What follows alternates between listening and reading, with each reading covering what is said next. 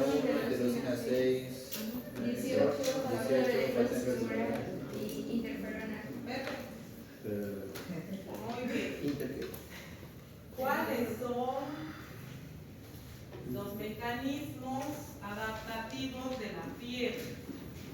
1, 2, 3, 4. Muy bien, adaptativos. ¿Cómo se pierde? ¿Cómo hacemos para que se disipe la temperatura? Mediante la vasoconstricción periférica. Principal mecanismo de disipar la temperatura. ¿Y qué produce la vasoconstricción periférica en la piel?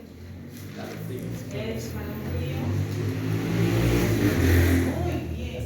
Vasoconstricción periférica. Principal mecanismo de disipar la piel. ¿Por qué la temperatura a 38 grados en la central, al comienzo de la fiebre, se mantiene la temperatura de la piel a 37.7, 37.8? Tocamos, la piel está fría, pero el paciente está temblando. ¿Por qué esa disociación? Ay.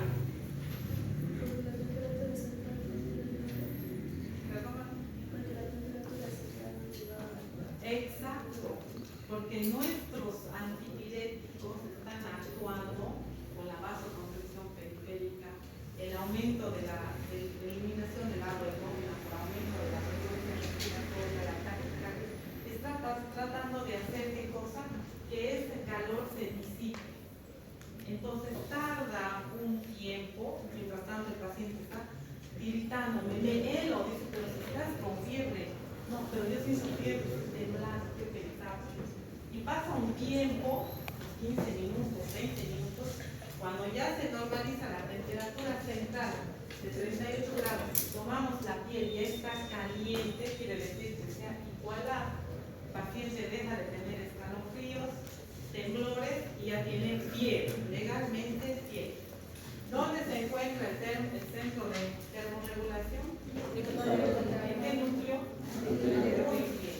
¿Y cuál es la sustancia principal que va a llegar al hipotálamo para producir fiebre?